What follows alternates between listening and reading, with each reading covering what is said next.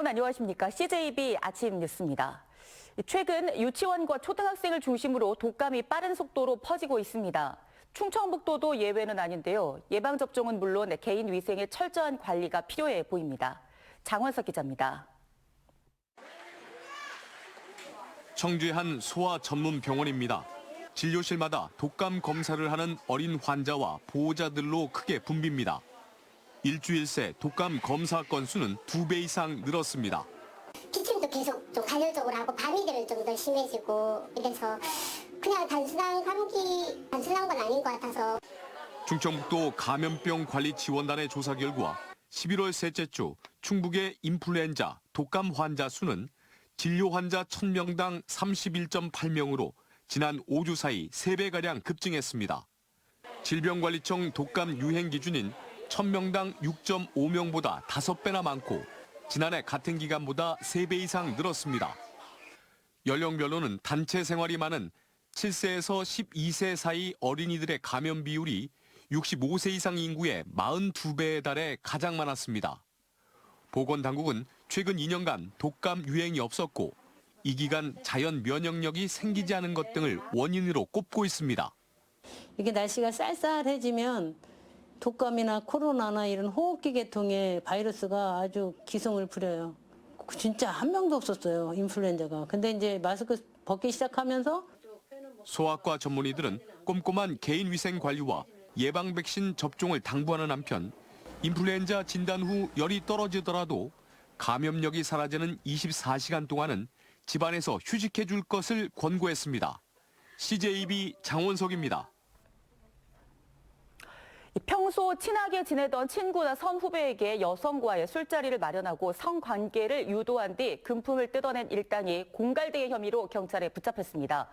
미성년자까지 포섭해 성관계를 맺게 하고 마약류인 졸피뎀까지 섞어 몰래 먹이는 치밀함을 보였는데요. 지금까지 확인된 피해자 수만 28명, 피해 금액은 3억 원이 넘습니다. 박원 기자입니다. 술에 취한 듯한 남녀가 숙박업소로 들어갑니다. 3시간 30분 정도 지나자 여성이 방에서 비틀거리면서 나오고 엘리베이터로 향합니다. 휴대전화 메시지에는 성범죄를 당할 것 같다는 식으로 연락을 남깁니다.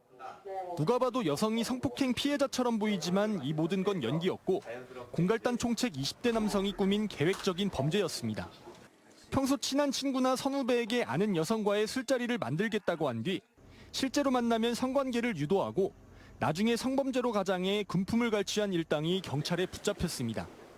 다수의 미성년자를 포섭해 관계를 갖게 하고 숙박업소 근처에서 대기하다 울면서 전화 오면 보호자인 척 뛰어가 남성을 협박했습니다. 입장 바꿔서 생각해봐. 네 조카가 강간당했다고 생각을 해봐. 심지어 일부 범행에서는 술에 마약류인 졸피뎀을 소량 섞어 기억 자체를 못하게 했고 합의서까지 받아내는 치밀함도 보였습니다. 지금까지 확인된 피해자만 28명, 피해 금액은 3억여 원에 달합니다. 피해자 모두 20대 사회 초년생이어서 일부는 대출까지 받아 적게는 수백만 원, 많게는 2천만 원 정도의 돈을 빼앗겼습니다. 이 사람의 직업은 무엇이고 평소에 여윳돈은 얼마나 있는지 그렇게 다 미리 피해자를 선정하는 과정에서도 치밀함을 보였고 경찰은 범죄에 가담한 26명을 검거해 입건한 뒤 그중 협박을 주도한 4명을 구속해 사건을 검찰로 넘겼습니다. CJB 박원입니다. 식품을 기탁받아 어려운 이웃과 함께 나누는 푸드뱅크, 이 고물가 속 취약계층의 힘이 되고 있는데요. 이용자는 많지만 후원 규모가 좀처럼 늘지 않고 있어 많은 관심과 지원이 필요해 보입니다. 안정원 기자가 보도합니다. 충주시 푸드뱅크 직원들이 제과점을 찾았습니다. 매주 혹은 매달 정기 후원을 약속한 곳에 식료품을 받으러 온 겁니다. 전날 미처 판매되지 않은 제품부터 갓 구워낸 빵까지 후원자들은 우리 이웃들에게 꼭 필요한 음식이길 바라는 마음입니다. 남는 음식들을 좀 좋은 곳으로 활용할 수 있는 부분이 있으면 좋지 않을까 해서 알아보던 와중에 푸드뱅크를 알게 됐고요. 그때 이런 힘든 시기에 이렇게 또 소외층에 계신 분들을 신선한 빵을 만들어서 이렇게 드시는 게 또 저희 보람도 되고. 유통기한이 짧은 대용량 식품들은 곧바로 지역 아동센터 등 기관으로 보내지는데 고물가 속 푸드뱅크 물품들은 큰 힘이 됩니다. 큰 도움이 되지요. 또 빵뿐만 아니라 과자나 음료, 우유 다양한 것들을 많이 공급해 주셔서 문제는 푸드뱅크 후원 규모가 코로나 이전만큼 회복되지 않고 있다는 겁니다. 충주 푸드뱅크 규모는 지난 2019년 4,700만 원에서 올해 3,800만 원으로 1,000만 원이나 감소했습니다. 기업들이 재고 생산을 많이 줄인 영향으로 추정되는데 그마저도 식생활에 직결된 제품보다 음료류가 대부분을 차지한다고 말합니다. 실제로 필요하는 생활용품이나 식품 종류들은 좀 많이 부족한 상태입니다. 그래서 지금 저희가 개인이나 단체에 나눠드릴 수 있는 거는 지금 음료수밖에 없어서 충주시는 더 많은 취약계층에게 혜택이 돌아갈 수 있도록 내년도 신규 이용자를 모집할 계획입니다. 수혜가 많이 갈 수 있도록 지금 30% 정도 내년에는 확충할 예정이고요.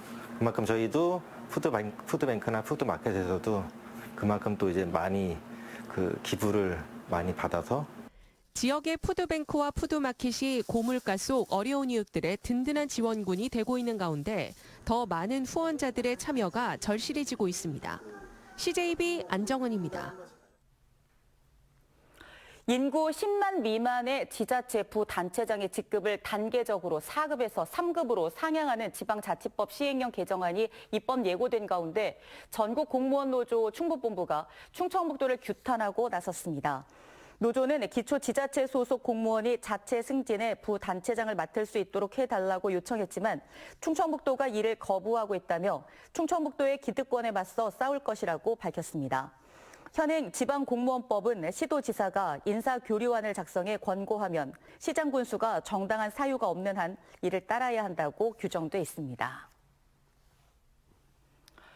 음성군 원남면 주민들은 어제 원주 지방환경청 앞에서 폐황산 처리업체 허가를 반대하는 항의 집회를 열었습니다. 주민들은 공정 과정에서 유해가스가 다량 발생하고 폐황산이 유출될 수 있는 만큼 주민 건강권과 생존권이 위협받는다고 주장했습니다.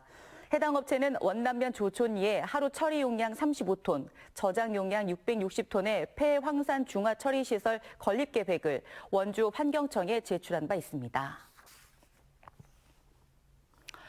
취임 3년차를 앞둔 김영환 지사와 윤건영 교육감이 내년도 예산안을 설명하며 충북 도정과 교육행정의 방향을 제시했습니다. 김 지사는 과거의 관성에서 벗어난 과감한 도전을, 윤 교육감은 AI를 교육 현장에 더 많이 도입하겠다는 의지를 밝혔습니다. 조윤관 기자입니다. 세계 경제 포럼 클라우스 슈밥 회장이 제안한 위대한 리셋을 언급한 김영환 지사는 내년도 도정 운영의 방향 역시 변화와 혁신이라고 밝혔습니다. 연내 중부내력 지원 특별법을 제정해 그동안의 희생에 대한 보상을 받게 될 것이며 청주공항 민간 활주로 신설과 K-바이오스퀘어 조성 등을 통해 충북의 미래 100년 먹거리를 육성하겠다고 밝혔습니다. 출산 육아 수당과 난임 시술비 지원, 생애 주기별 돌봄 등의 인구 정책을 속도감 있게 추진하고 2년 차를 맞은 의료비 후불제 확대와 의대 증원, 안전충북 2030 프로젝트를 시행해 든든한 복지, 안전한 충북을 만들겠다고 약속했습니다. 또 최근 개방한 당산 벙커 등을 활용한 원도심 복합 문화 공간 조성과 지역 관광 안테나숍 운영 등을 통해 충북 관광 5천만 시대를 열겠다고 강조했습니다. 전국 최초의 혁신 사업들이 성공을 이어가며 희망과 변화의 바람을 일으켰습니다. 지금 충북은 대한민국의 혁신의 아이콘으로 부상하고 있습니다. 윤건영 교육감은 AI를 교육 현장에 더 많이 도입하고 교권 보호에도 앞장서겠다고 강조했습니다. 지난 9월 자체적으로 구축한 AI 기반의 교수 플랫폼인 다채움을 고도화하고 교육활동 정상화를 위한 교권 보호 종합 대책을 추진하겠다고 밝혔습니다. 학생들의 신체 활동을 늘리고 인문과 고전 독서 교육을 통한 몸 근육과 마음의 근육을 키우겠다고 강조했습니다.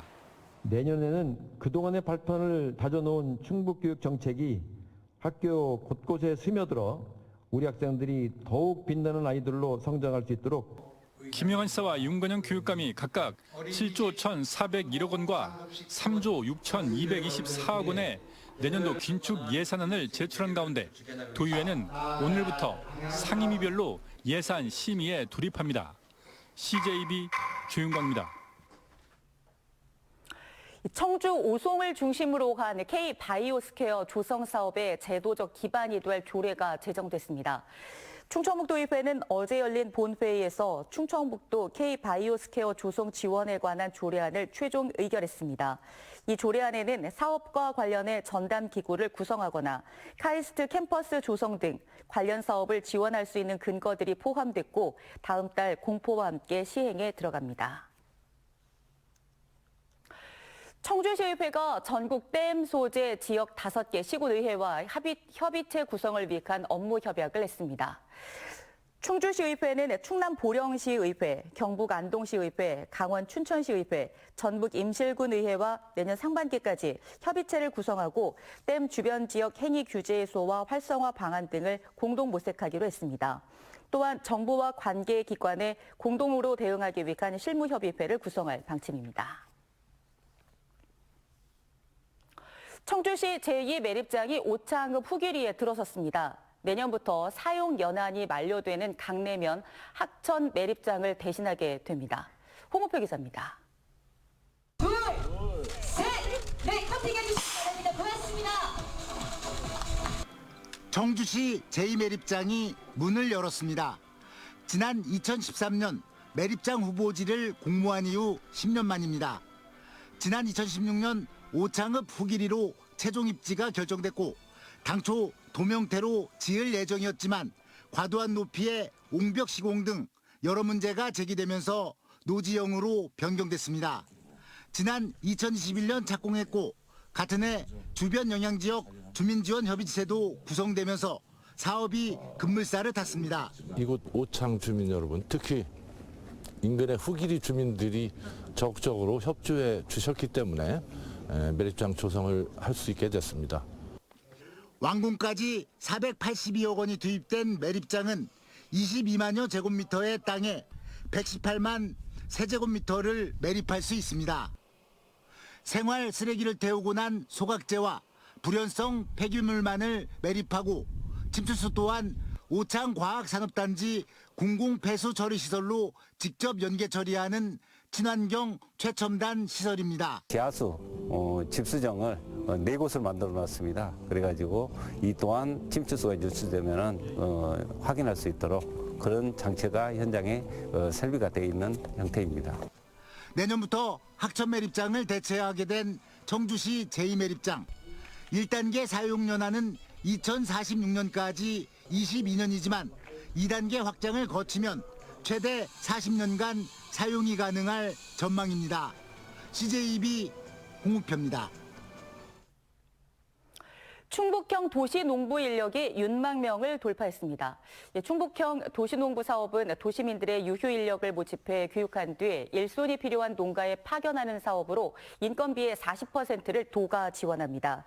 도는 도시농부 인력이 6만 명을 넘어섬에 따라 올해 예산 26억 5천만 원이 대부분 소진됐으며 내년도에도 66억여 원의 예산을 편성해 사업을 확대 추진할 계획이라고 밝혔습니다. 충청북도와 이스타항공이 청주국제공항 활성화를 위한 업무 협약을 체결했습니다. 이번 협약은 이스타항공이 지방공항 가운데 청주국제공항의 대한 국제 노선을 우선 개설하거나 지역 인재의 우선 고용 또는 충청북도의 행재정적 지원 등의 내용을 담고 있습니다. 한편 국제선 운항을 재개하는 이스타항공은 다음 달 20일부터 청주공항에서 대만 타이베이행 노선에 취항할 예정입니다. 괴산군이 정부의 2024 신재생에너지 융복합 지원 사업에 5년 연속 선정됐습니다. 이 사업은 특정 지역 주택과 공공건물에 태양광 또는 지열 등의 신재생에너지원 시설을 설치해 열을 공급하는 사업으로 군은 이번 공모에 선정됨에 따라 30억 원의 사업비를 확보했다고 밝혔습니다. 괴산군은 이번 사업비를 활용해 내년도 태양광 285개소와 지열 33개소를 공급할 예정입니다. CJB 아침 종합 뉴스를 모두 마치겠습니다. 고맙습니다.